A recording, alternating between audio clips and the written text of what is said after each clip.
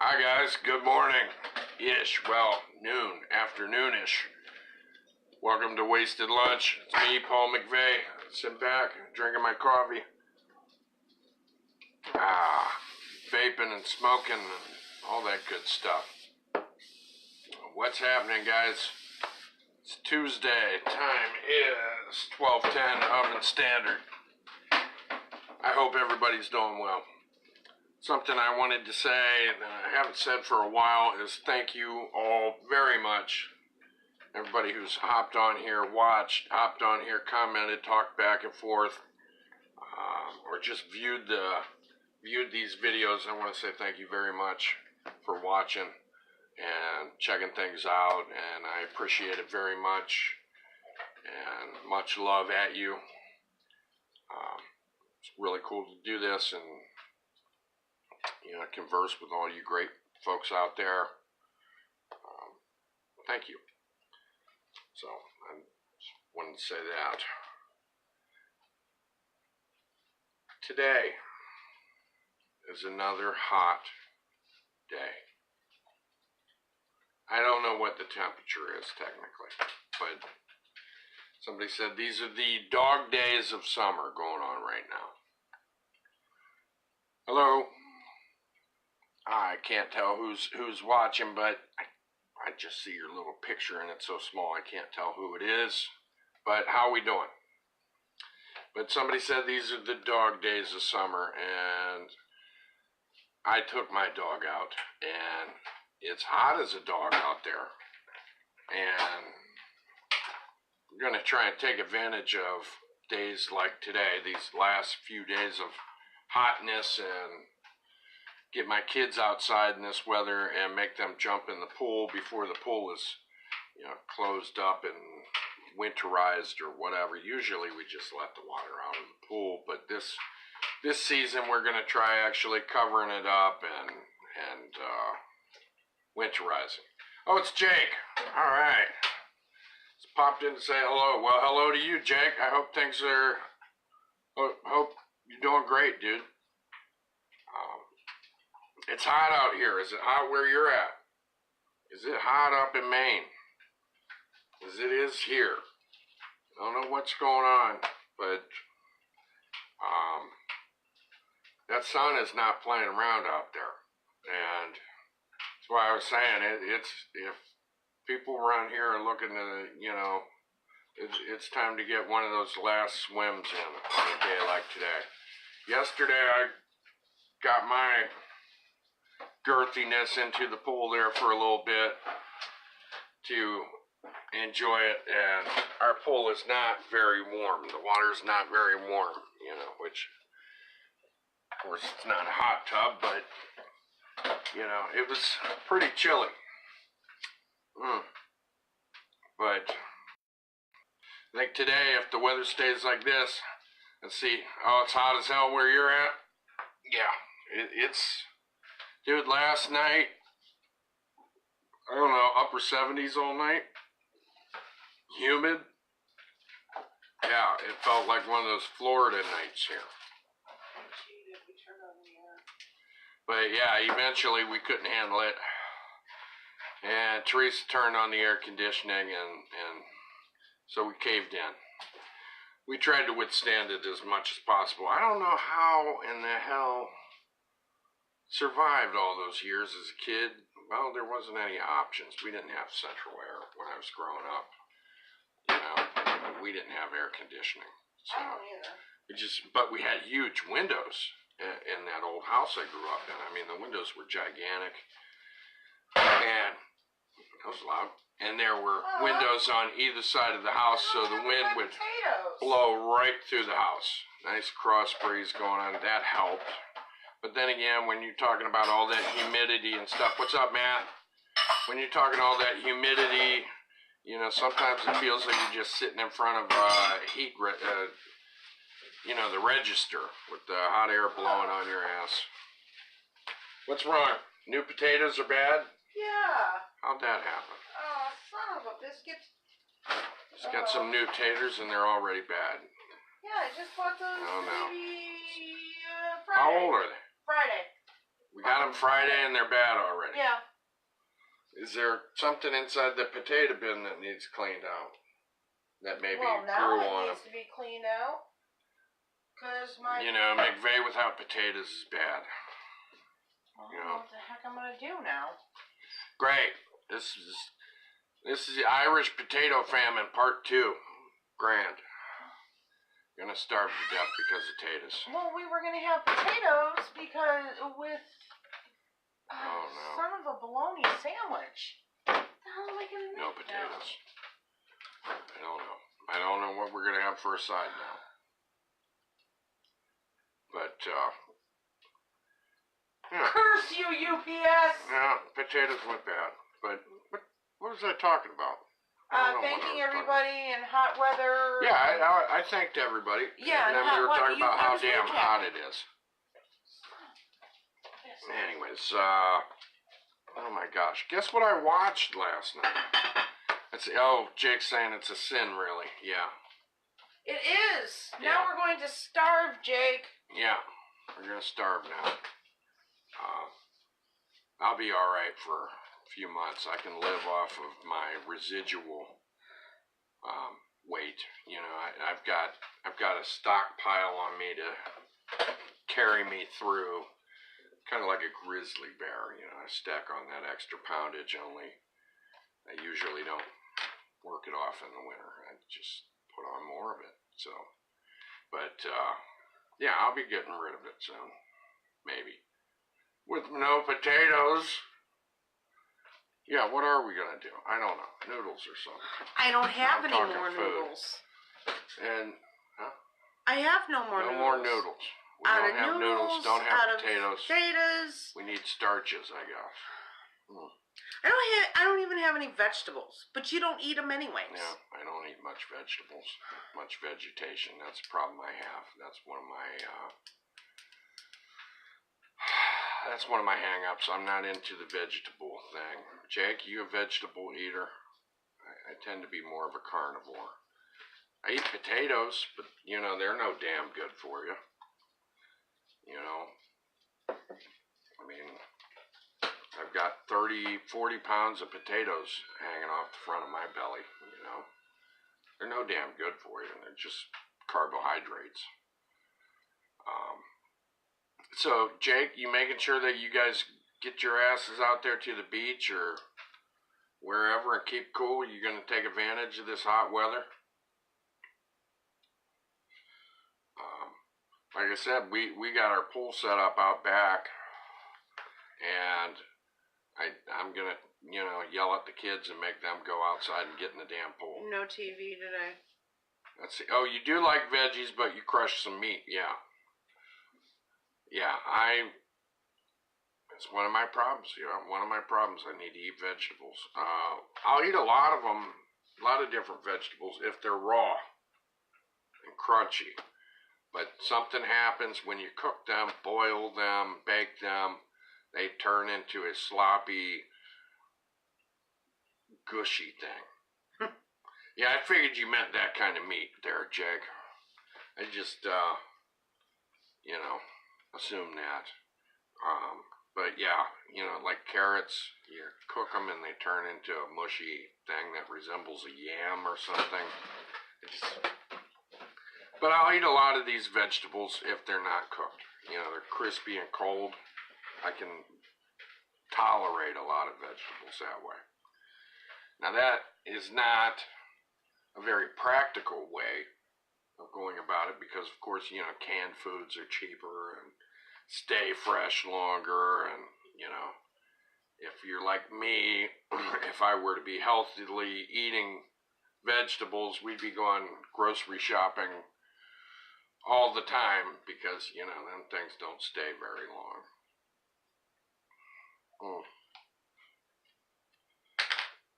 Let's see, I watched a show. Let's see, oh, you don't mind them raw, but you like a lot of veggies steamed. Yeah, see, well, I don't know. What the heck am I don't know what my problem is, honestly. I think it's a texture thing, a lot of it. Texture. That has a lot to do with what I'll eat and what I don't eat. You know, there are some foods that I will eat in one form but not in another. To sum it up, you know, a lot of people like steak, right? A lot of people like steak. And, you know, because here's the thing. People look at me and they think I'm weird. Like potatoes, I don't eat mashed potatoes. I can't stand mashed potatoes. I can't eat them.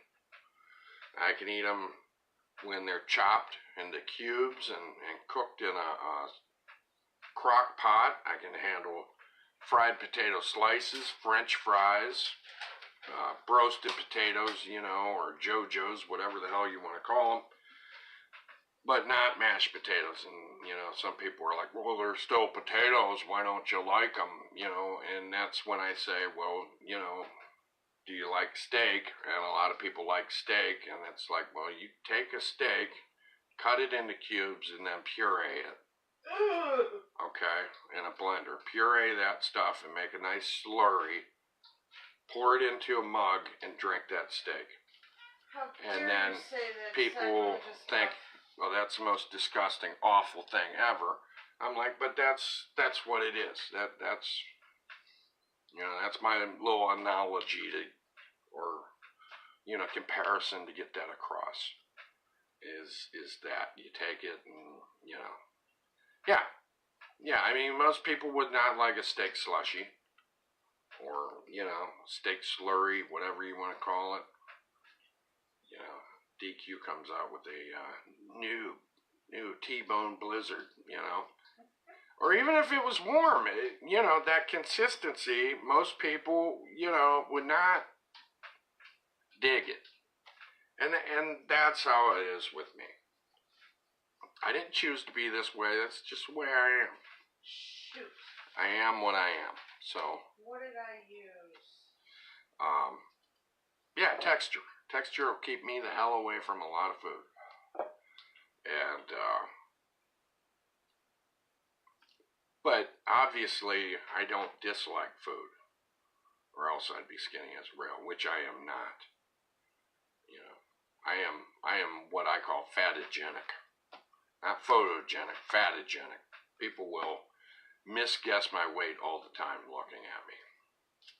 But I tend to weigh a lot more than what people guess, you know, by looking at me. So I say I'm fatogenic, you know.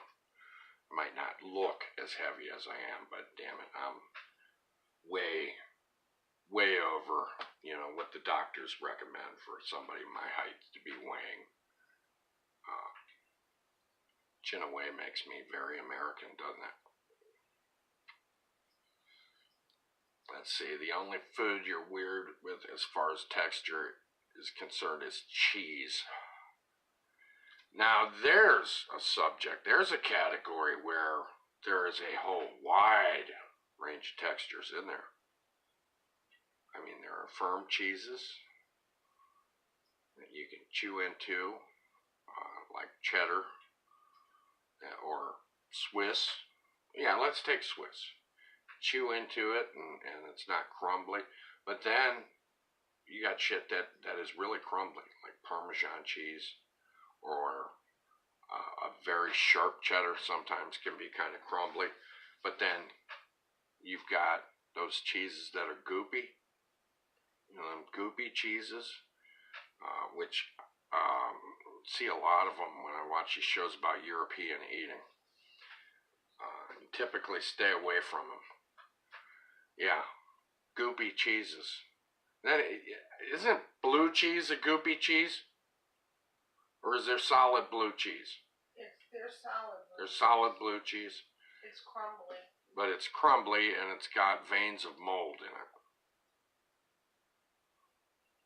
That, to me, is disgusting. Okay, now I eat yogurt, okay, and I know yogurt has live cultures in it. But I don't eat my yogurt and inspect each spoonful with a microscope to see these little bacteria and shit swimming around and reproducing and throwing orgies or whatever these little bacteria do. Okay, so I can handle it because I'm not seeing it take place. The bacteria are so small, you know, I can overlook it and just eat my yogurt, you know. I'm cool with that. I can handle it. Okay, but then blue cheese, which if my understanding is correct, yeah. If my understanding, yeah, blue cheese, just don't know the idea is nasty to you too, okay. From my understanding, and I'm, you know. I only have the dressing, not the actual cheese. I am a Metro Billy, you know, I you know, realize, you know, I have, you know, I'm half a hillbilly, so maybe I don't know what the hell I'm talking about, but from what I understand, the blue is mold, is it not? Or bacteria or some shit? Yes, the blue is mold. Okay, I don't want to eat. I won't eat the hard cheese. I don't want to eat something where I see something that's alive and growing on it.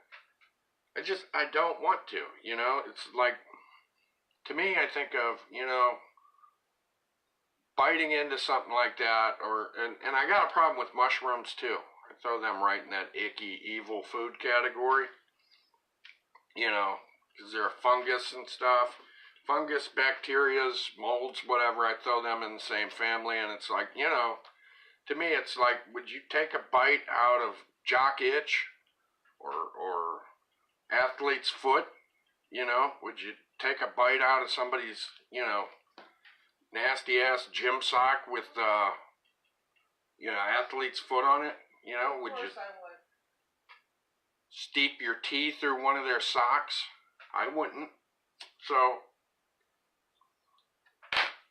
you know, I'm not gonna, yeah, I put those on the same, in the same category. And, you know, the people who like to eat that stuff, you know, God love them. You know, I'm not saying what other people should eat, but I can't talk for other people, you know, I'm me. So I'm just talking about where I'm coming from, you know. Like I said, the yogurt and stuff, I can overlook the bacteria simply because it is so small I can't see it. Okay. And when I have an upset stomach or something, the medicinal, I will say, effects of the yogurt on my tummy, on my tum-tum-tumaroo, the effects are so good for me that I don't care, okay? It helps my stomach out when I'm having troubles, when I don't feel good in my gut. So, all the while I'm eating that yogurt, I'm thinking, I am filling my body with the stuff that I naturally need in there to digest stuff properly, and all these other pseudoscience, or I don't know. I'm not a damn doctor, but you know, I know your body needs bacteria inside of your gut to maintain a healthy, what do they call it, flora, intestinal flora, I think, which makes me think of flowers, you know. Makes me think there's zinnias and tulips and stuff in my intestines, but I mean, we know that's not true. You don't poop flowers, but going off there a little bit. But either way, that's why I can handle yogurt. I know it helps my tummy, and I can't see the bacteria. But when you're eating something that clearly is a disease, that's when it becomes a problem for me. You know, it's kind of like meats and stuff like that. You know, I am a 21st century kind of guy. You know, I did not grow up hunting and killing everything I eat, meat-wise. You know, I didn't grow up like that. You know, I wasn't completely removed from that, but I did not grow up that way. You know, I grew up where, you know, most of the meat we ate was, you know, came from a store. And you know, there were a couple times we went fishing and we ate the fish we caught. You know, did that a couple times. But that brings up a whole nother realm of cuisine too, where I guess I'm finicky about too. And I know I'm not the only person who is. when I eat food, because I do eat meat and fish, which of course makes me an evil bastard, I'm sure, to some people, but when I'm eating those foods, when I'm eating meat or fish or something like that, it's not that I have a problem that it was a living creature when I'm eating it. Okay. You know, probably, yeah, I'm going to draw all kinds of criticism here, but it is what it is. But that's not the problem. But I don't necessarily like to eat meat that looks exactly like what it was when it was alive. You know what I mean? Okay? Like, you know, I eat fish. I eat, you know, fillets and stuff like that, you know. But I don't want to eat my fish where they got heads on them and eyes and stuff looking at me. You know, some people are fine with that. Some people are cool with, you know,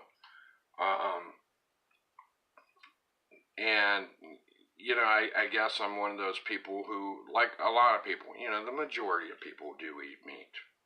Okay, you know, there are vegetarians, vegans, or whatever. And if that's what you choose, you know, great, good for you. God love you, and all that stuff. You know, your reasons are up to you. But I do eat meat, and I guess I'm the kind of person who, when they eat a meat product, that I don't want to see the animal's face.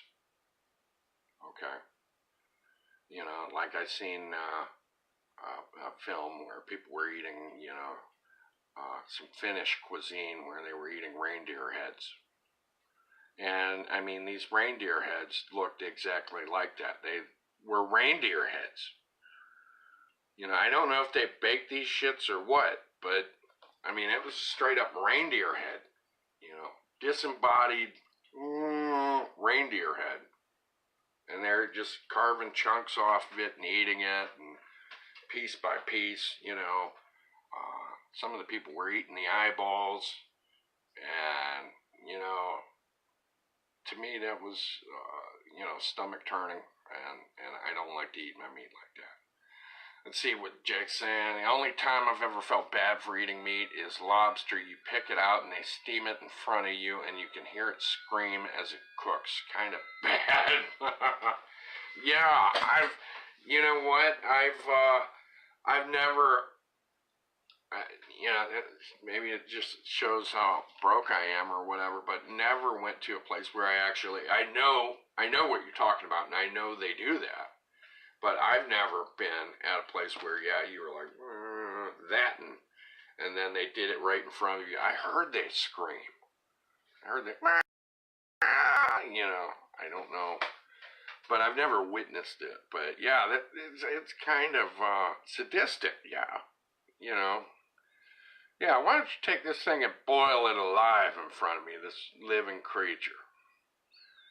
Let's see, I'll take God's little creature over there and listen to it get boiled alive, and then I'm going to eat it. Yeah, I could see feeling bad about that. Let's see, so the screaming, now, since I've never heard it, Jake, can you describe the screaming? I mean, was it like swearing? Was it like, shit, or anything like that? Or was it cursing? Was it, you know, let's see, $4 up here. Oh my gosh. $4 for a damn lobster. Wow. Jeez, wow. Well, I mean, you're right at the source.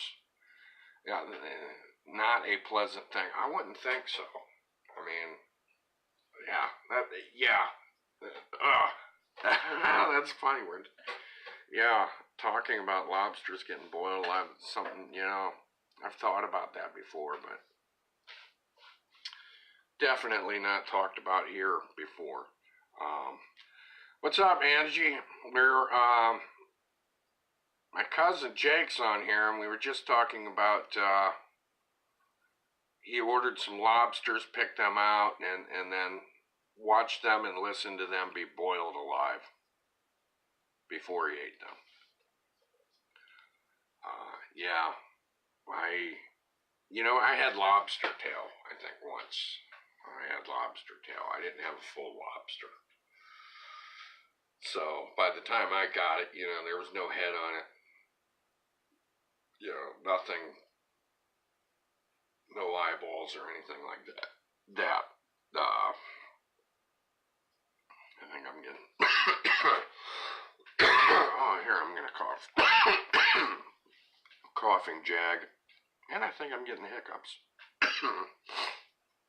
I guess too much scotch in the morning. But yeah, we're talking about foods and what seems to make the eating experience unpleasant for some people. Jake has a problem with listening to his food get boiled alive, and I don't blame him. I've never done that. Like I said, I just, something about, eating stuff with the face looking at you is, it makes me think of A Christmas Story now that I'm talking about it, when they got that duck, and, you know, the dad talked to, you know, they were in the Chinese restaurant, and the father said, it's smiling at us, you know, or smiling at me. And then the Chinese guy, of course, whacks its head off, you know. That's what it makes me think of. But, you know, some places in the old world, I mean, people don't have a problem eating stuff a lot closer to what it looked like in nature and in life. That's where myself and vast majority of Americans are spoiled. The food, by the time we get it, is so removed from from the source. You know, it's chopped up, it's skinned, it's deboned, it's packaged, and it's a product now. So, you know, you get a few pounds of hamburger. It's been, there's no bones in it. It's been all ground up, turned into a mush, and it's very easy not to think of it as being, you know, a cow's backside or wherever the hell they get those cuts for it. I don't know, but you're very removed and distanced from what you're eating. Let's see, Angie's saying it sounds like I have the start of a summer cold. Probably. I've been waking up for the last week with stuffed up nose, and now I'm getting a little bit of coughing jags every now and then, so you might be right, Angie. I hope not. You know, so I talked about colds before one time. You know, I don't know if you guys seen that show, but I talked about the just how funny it is about colds, about little colds. You know, when somebody else has a cold, it's a little cold, but then when you have a cold, that little cold is a big damn deal because you forgot just how bad colds really can feel until you get one. You know, and then months pass by and you're like, oh yeah, I had a little cold. And then you get one again, you're like, oh God, this is so horrible. I feel so ill. And it's like, yeah, it's not a little cold now, is it? Jerky. That's how it is for me anyways. Which, you know what, I'm going to knock on wood right now, okay? Because I think last summer, possibly, now I'm going to go ahead and get it because I'm talking about it. That's why I'm knocking on wood. Yeah, like knocking on the table is going to keep it from happening, ward off the evil spirits of germs. But what I was going to say was, I think now in retrospect, I believe that I lucked out last year and did not get the flu. I think so. I'm going to ask my producer in the other room. Did I get the flu last year? No, I did. Okay. No, my wife got the flu. Let's see. Jake saying, Jess said it's men. She says we're whiners. Excuse me? Nothing. My producer said something that seemed to be corroborating that. Now she's acting like she didn't say anything, but I'm yeah. not here. Yeah, here's my thing. I don't get sick a lot. Knock on Woody Allen again, but I don't get sick a lot, but when I do, it's bad. Unless you're his teenage stepdaughter. What's that? Nothing. She's still running her mouth back I there. said you can't knock on Woody Allen unless you're his teenage Oh stepdaughter. gosh.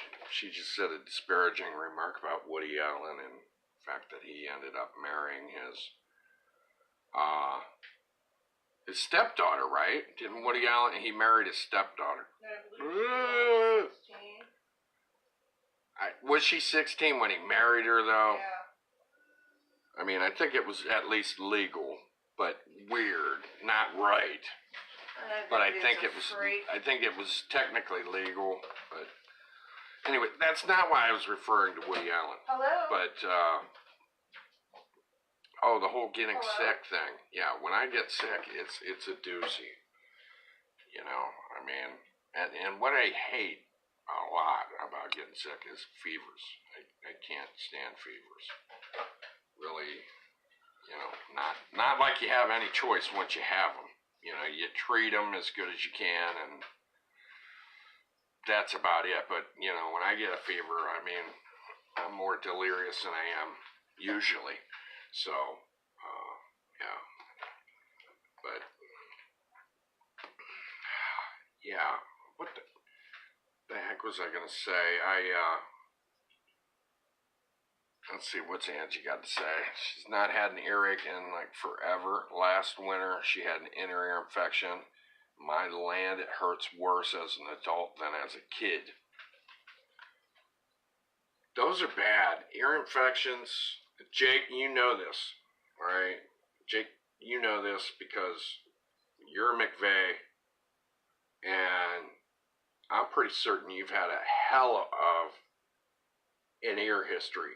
Like myself. I think maybe yours is even worse. Okay? But the ear infection shit is horrible because like other pains that are from the neck up, chin up, in your head, you can't ignore them. You cannot ignore the pain. You know, it is in your noggin. You can't escape it. And yeah, ear infections are atrocious. So feel bad for you. I hope it clears up soon. And you know, oh, you had one. Okay. So I'm guessing I just read had, so it's past tense. So it sounds like you don't have it now, and that's good. But yeah, those are bad. Yeah, I had one. I went to the doctor, put some pictures up on Facebook because they had one of those little pain scales, which I thought was funny. I always think the little, you know, the pain rating with the little faces, you know, are funny because also they're funny because they're called the Wong-Baker scale. I find that name funny, Wong-Baker, because, you know, it just seems like, you know, that'd be an occupation, somebody who bakes wongs or something. But you guys, I was reading a book, and I talked about it last week, and I wanted to let people know that I wanted to let you guys know that I finished reading the book. The book was called The Dragon and the George, and it was by Gordon R. Dixon. And I'm going to try and keep it short as to what the story was about. And to keep it short, young man, college dude, and his girlfriend, she ends up being in an experiment at the college that involves astral projection, and her mind and body are completely projected or transported into some other realm.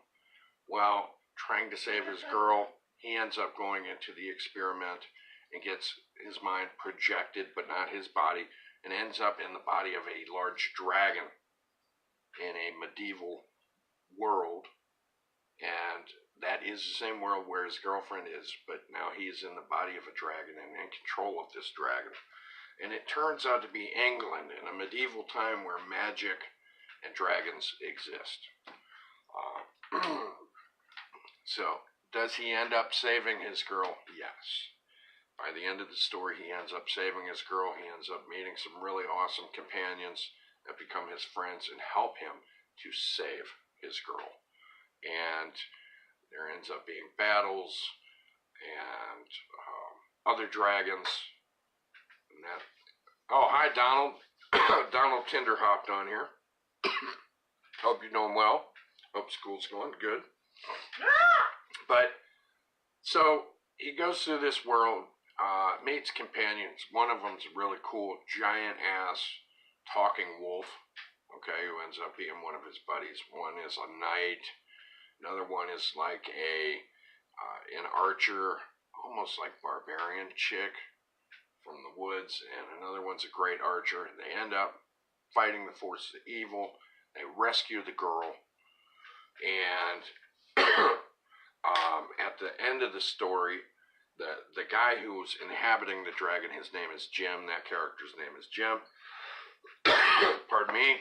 And he is given the choice that there is enough magical credit, there's magic credit in this realm, to where he can go back to present day where we're from, where he and his girlfriend came from. He can go back to that world, okay, with his girl, or they can stay in the realm they're at. And he can be turned back into human form. Okay, he gets turned back into human form. He's no longer inhabiting the body of this dragon. Okay, the dragon's now in control of itself. The dragon's name is Gorbash. But now he's got the choice. He can go back to our realm or stay in this medieval England with magic and dragons and stuff. He and his girlfriend decide they will stay in this world. And they end up having their own castle. And he's a baron, has his own castle, and his girl's there to be his wife. Or is he a count? Can't remember. Well, he's got a castle and a bunch of dudes, help him. So the story ended well. Finished that book up. It was really good. I'd show you the book, hold it up physically, but I lost the dust jacket, so there's not much to look at besides a book, plain-ass book. Just started on the second book, which is Dragon Knight. Let's see. Check out the cool illustration there. Cool painting on the front. This before they started doing digital art and stuff for all the book covers, which is pretty boring most of the time. But I just started the second book. Let me see how many pages in I'm at, guys. On page 56. Okay, started the second book the other day, and so far it's pretty good. And this book starts with the King of England, the Prince of England has been kidnapped by the King of France. And so now all the barons or counts or any kind of people who are, what the hell would you call them, honey? Royalty? Or whatever. Anybody who's got a big estate or castle or something like that, when the shit goes down in England back in those days, you had to pitch in and go kick ass. Okay, for your king. It was required of you. So now, Jim is now having to posse up dudes and go try and save the Prince of England's ass from France. And that's about what's going on right now. Except while he was trying to gather up men, one of his best dudes is getting his castle attacked. So before he can even go to the aid of their prince, he's got to help his buddy out first. So that's where the second book is, but it's good. And the first book was a great book. There's enough humor and enough action and medieval flavor that if you like that kind of stuff, it could be an enjoyable book for you as well.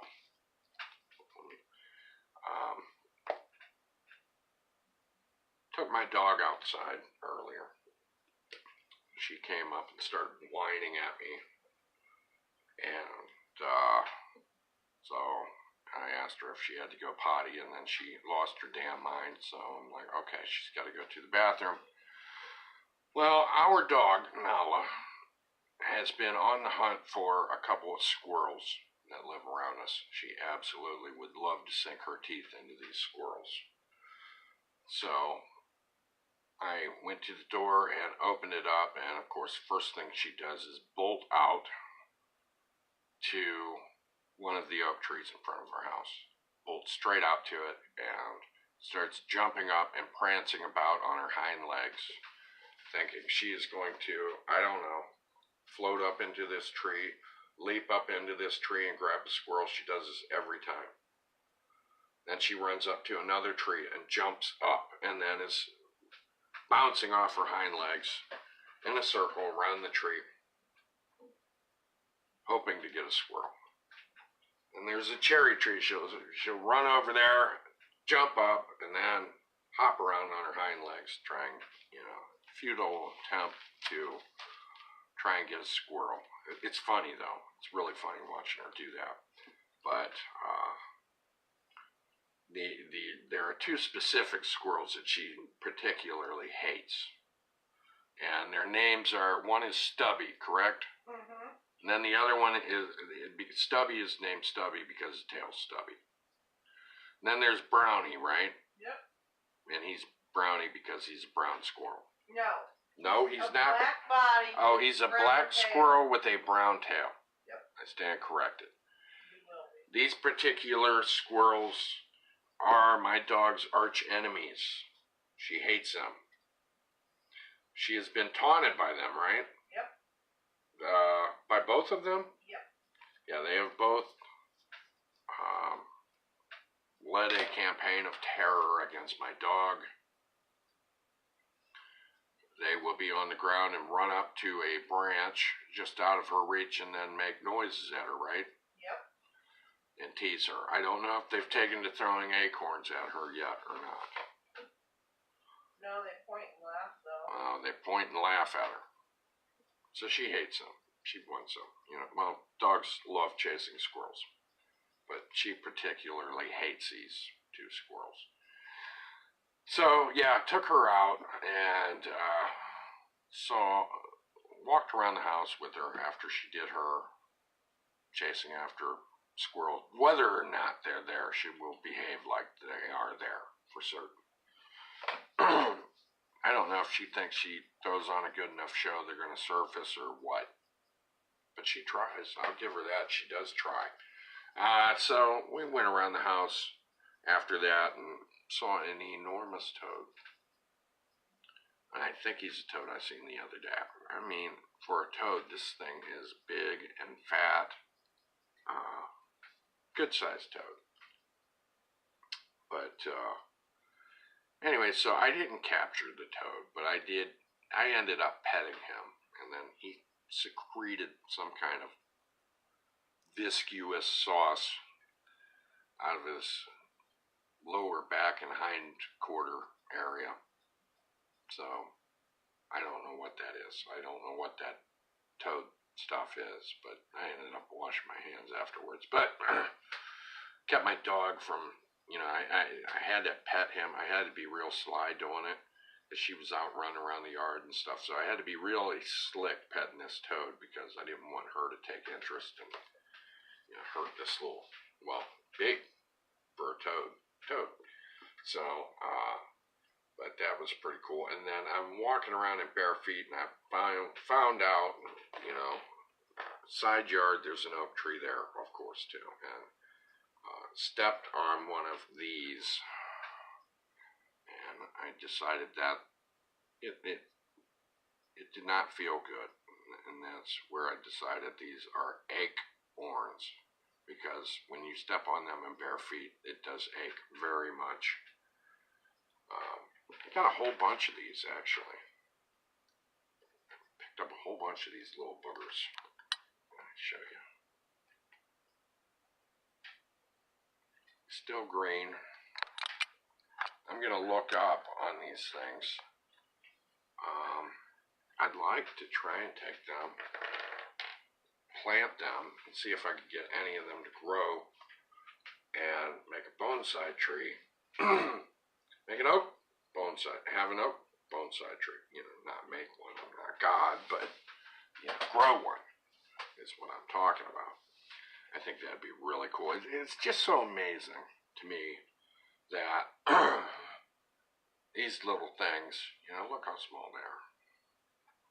These little things can grow up to be such large, majestic trees. It's really cool. Because they're not very damn big, but the trees can grow very large, very tall. Look at this one. Okay, there's a tiny little acorn on top of that one.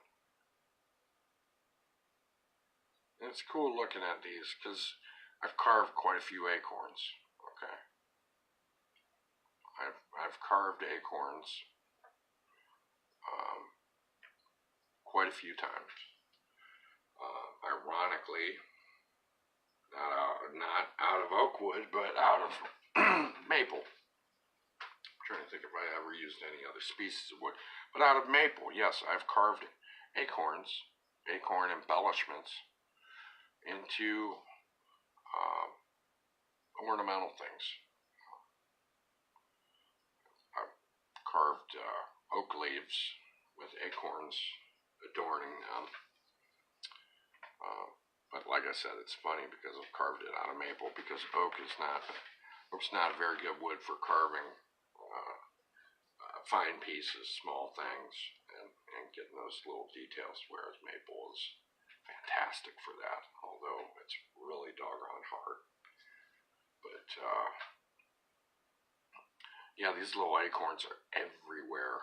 You know, at least hundreds of them. I just took my hand and scooped up a whole handful of these babies. So I gotta find out if I gotta let them dry out first, and then I can try planting them. But it'd be really cool to have a miniature oak tree, wouldn't it? I mean, a really short one. You know,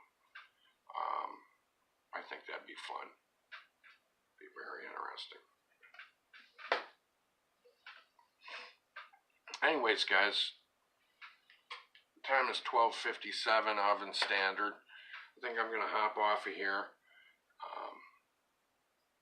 Maybe talk to my wife, see what's happening with her, and maybe make myself eat some lunch for myself.